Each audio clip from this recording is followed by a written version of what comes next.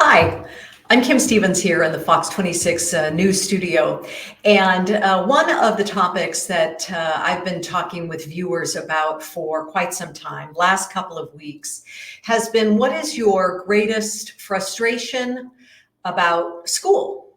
And we've had a lot of topics. I still have them up on the whiteboard, frustrations from that I correlated through social media and emails and other posts and connections to me where people were letting me know that they were concerned about maybe, and I'm looking at the whiteboard over here, special education concerns for students, state testing, unclean classrooms, vaping, bullying, poor parenting versus poor teaching, mental health help, too much homework, another topic we've discussed at length, attendance.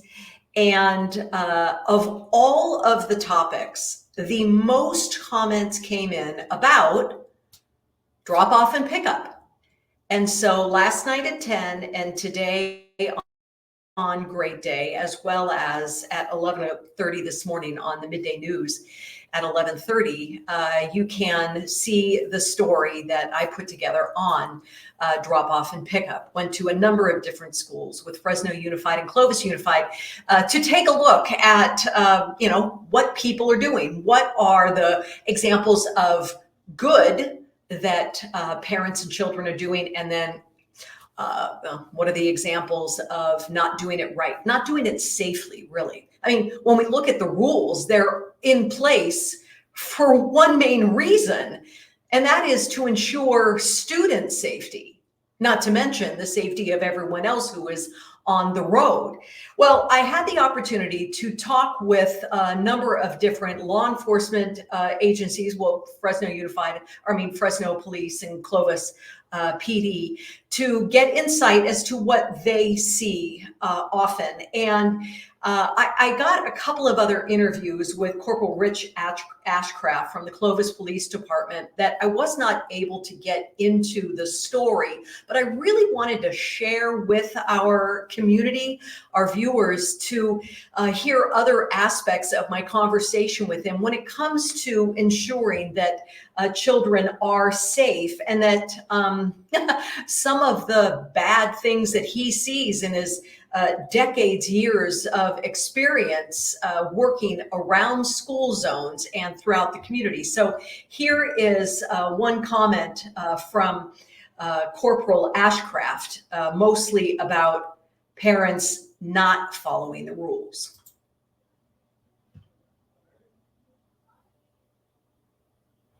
Why can I not hear it?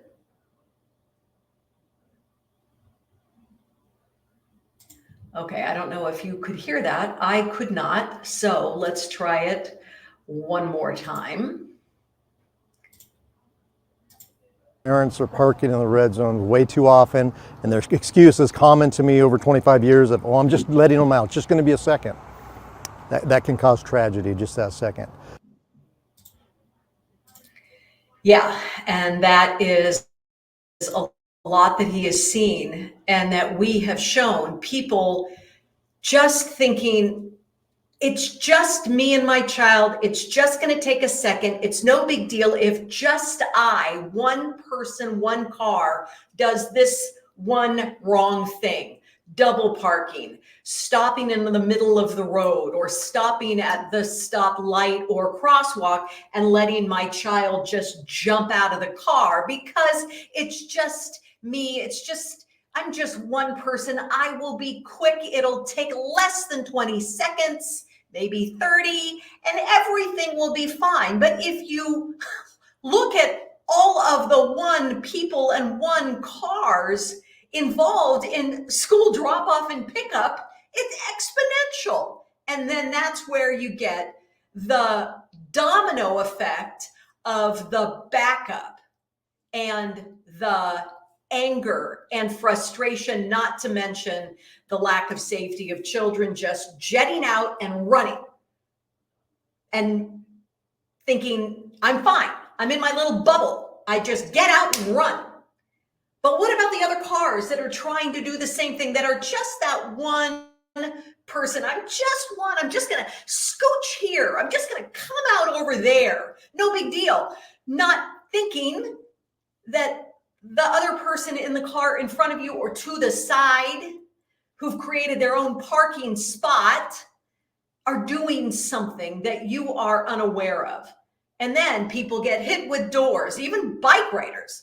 Or like last week at Bernie Elementary, a child just jetting out of the car real quick, running across the street, less than 10 feet to the sidewalk to the school, and got hit by a car, because that street was an absolute parking lot, but it was still moving slowly for that one lane of traffic that was moving despite the double parked cars.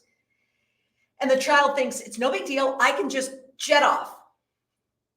And the child didn't look, the driver didn't have enough reaction time, and the child got hit and didn't go to school, got taken off in an ambulance, and will be okay. But still, it's traumatic, broken bones. And one can only imagine how that rocked that family and also that class.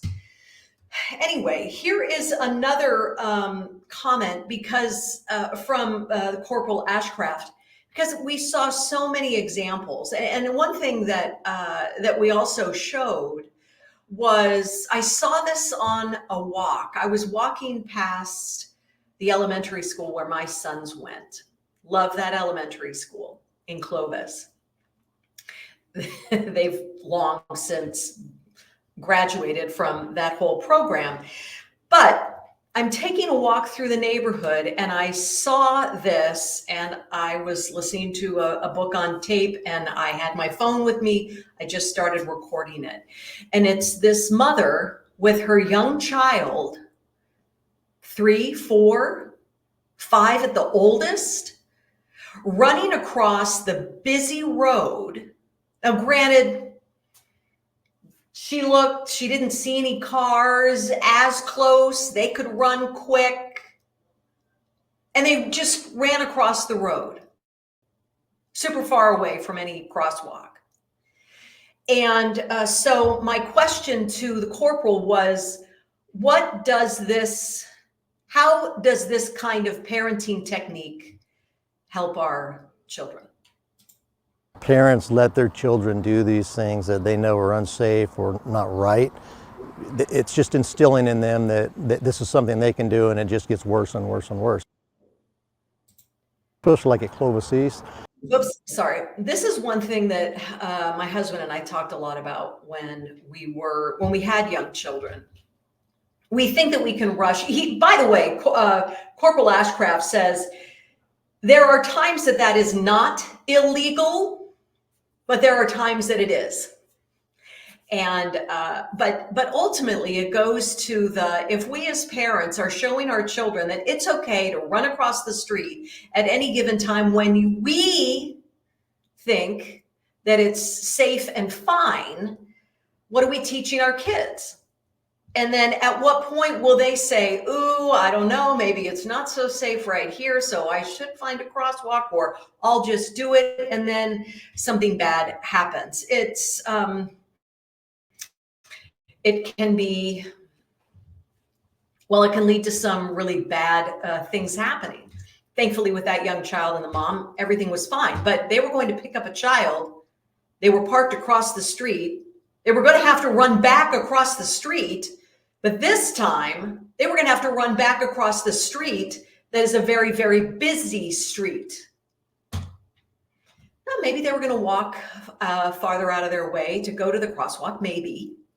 But, you know, one of the things that Sergeant Ashcraft said, and other police officers did as well, is why don't you park the car for drop off or pickup on a place where you're not going to have to cross the street? Maybe it will take you through a neighborhood, and yes, it's going to be farther away, but then you're walking on a safe sidewalk by yourself or with your children to drop off or to pick up, and then you walk back to your car that is farther away.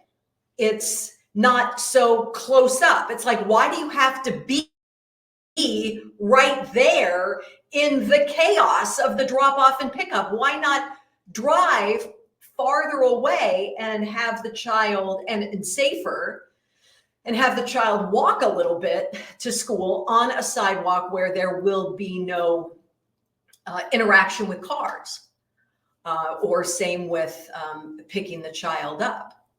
So that is an option. But then we go back to the topic of what happens when we have people thinking, well, I'm going to do my thing and it's not going to be a problem because it's just me, the one decision I'm making. Sergeant Ashcraft says there is one high school, and again, he's with the Clovis Police Department, so this is his area. He says there is one high school in particular where he sees dangerous activity on the regular. Mile-an-hour roadway during normal times. It's a 4-lane road with a suicide lane in the middle, and they're whipping U-turns from the far curb to go back the other direction all the time. I've written a lot of tickets in those school zones for those illegal turns. How much is it? He's talking Clovis East. You just heard me ask how much is a ticket, and he said it's about $125 for that one violation. So those are some of the things that they're looking for. Some people in this story were saying, you know what, we just need more police presence. We need police officers at every single school for every drop off and pickup. There are not enough. And but the question is that, you'll notice at the beginning of the school year that there is always a greater police presence at schools to remind people after the summer that, hey, these are active school zones again, so just kind of get back into that frame of mind. But they said we shouldn't have to police the school zones every single day. Can't parents or grandparents or whoever it is who are dropping the children off or picking them up follow the school rules, follow the rules of the road, act safely? I was talking to my photographer, Olin Hoganson. We were trying to decide on a school that we were going to go to. And he said, you know what, let's go to mine. Let's go to my alma mater, Tarpey Elementary. When I went to school, he said, many years ago, the place for drop off and pickup was crazy and chaotic. It's in a neighborhood in Clovis. And he said it was, very busy. And we'll see a lot of examples of scary driving, drop off and pickup. So we went there, and this is my interview with Olin after our morning at Tarpey Elementary. I remember getting dropped off out front just as like a line of cars for days. Now this school, they have organization I've never seen before. We came here thinking we were going to see chaos, and no, we did not see chaos at all. We saw organized cars coming in through several different entrances. So shout out to Tarpey for that. And we did get a chance to talk with the principal there, who said that they put many programs and safety patterns in place, like many schools do with Clovis and Fresno Unified, to try to prevent the chaos, the insanity, and of course, protect safety of the students, the staff, the family, and the community. And in this case, the people were following those rules. They really made some like different lanes to get in and out.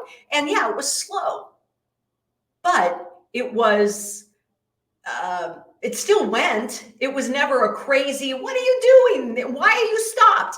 Everyone followed the rules. All of these schools are trying to do this. But then again, there are parents who just or people who are dropping off the children who are not following those rules for whatever reason. Here are some examples of things that we saw over the movement of this story. So yeah, okay, slow moving. This is though at Bernie Elementary where that child was hit. You've got U-turns, people pulling a U-turn on a small street. Double park. Look at this. The car is not even fully stopped and the child's getting out. That was in front of Roosevelt. This is, and same here on Tulare Avenue on Roosevelt. And so, you know, you got double parked cars up. There's that mother and child running across that road that I was telling you about. And then there were still spots I noticed that were open, U-turns. Now, granted, it looked like, oh, I'd be safe because I'm pulling a U-turn and I don't see any other cars, but, you know, it's not always a clear shot. Parent groups made these signs outside of Roosevelt trying to make things better, dropping off children in the middle of the road here. You don't know what could be happening on the other side of the road. Somebody also maybe not thinking or paying attention because they're looking to see with their other child. And so that's one of the big issues with this story. And that's one of the reasons why people have been so angry. Oh my gosh. Now, how's this for timing? A new study has ranked Fresno as the 7th most dangerous metro area for pedestrians. We're not talking school zones. We're talking the entire city metropolitan area of Fresno. Now, this is Smart Growth America who put this report together. And it said that during the year 2022, there was a 40-year high for fatal pedestrian accidents throughout the country. But let's talk specifically about Fresno. Between 2018 to 2022, there were 196 pedestrian deaths, according to this report from Smart Growth America. And that was up from 111 the previous 4 years. This organization was saying that, or it was suggesting that the streets nationwide are dangerous by design. Were created more for prioritizing cars over pedestrian safety. Well, think about how long many of our roads have been in our community. Fresno has already started to implement techniques like dedicated bike lanes. You might have seen in the Tower District and even near Fresno State to try to create some safety. I also talked with a member of the safety department with Fresno Unified who said this past year, the district is working with a company to find ways to make things safer for our roads, to see if crosswalks need to be altered, if they need to be made bigger, if they need to be put in different areas around schools, if the lights need to be on longer to allow pedestrians to cross the road safely just during these school times. If maybe our traffic patterns need to be changed a bit. I mean, they're really looking at this because the number of student injuries is up with Fresno Unified. And so they're looking at 15 school zones specifically. And once they come up with their analysis over the next month or so, they'll be announcing that.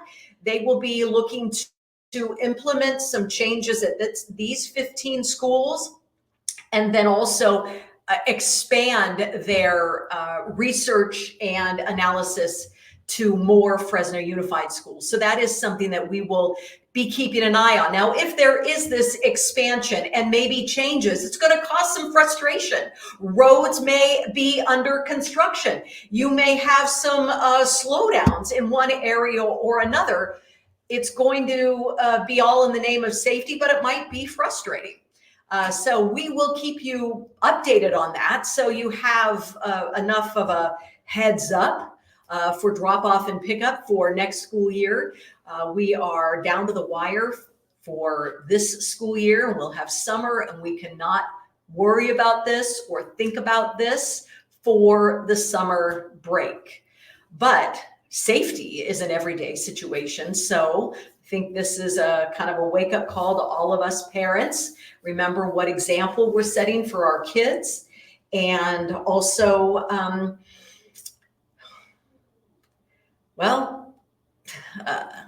just maybe some things that are food for thought, or maybe some things that we could implement for the next school year. Maybe we say that we're going to change the drop-off and pickup schedule in our own family next year. And maybe you try it out in the summertime. Maybe you look to see if this is the area where you park. I remember my husband, he was the drop-off and normally the pickup, but when I got a chance to go, if I got off work early or something, I got to be the one to pick up my kids. And we had a spot, and it was a walk. But the walk was also kind of neat because whether they were holding my hand or not, only lasted a short amount of time when they were little, and then they were too cool for that. But we got a chance to talk about school in that uninterrupted time from class pickup to the car. And it was pretty neat. And we were safe because we were on the sidewalk, and we were parked far enough away that we just left, went in a different direction away from the busyness of the school zone, and it ended up not being stressful. Food for thought. And please do continue to share your ideas with us on frustrations and or solutions to schools, our education, student safety, and we look forward to highlighting them. Again, I'm Kim Stevens here at Fox 26. Have a great day.